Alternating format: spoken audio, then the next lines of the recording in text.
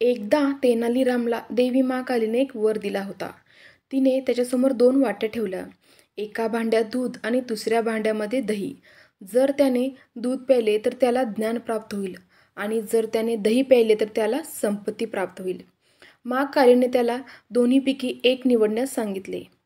तेनालीरामने देवीला विचारले की तो निर्णय घेण्यापूर्वी दोन्ही वाट्यामधील पदार्थ चाखून बघू शकतो का?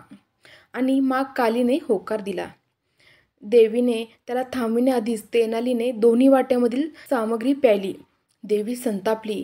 तेनालीने देवीची अवज्ञा का केली असे देवीने त्याला विचारले. तेव्हा त्याने देवीला सांगितले की संपत्तीशिवाय ज्ञानाचा उपयोग नाही. आणि देवी त्याच्यावर खुश झाली आणि त्याला एक महान कवी होण्यासाठी आशीर्वाद दिला की तो त्याच्या बुद्धिचातुर्यासाठी आणि विनोदबुद्धीसाठी ओळखला जातो.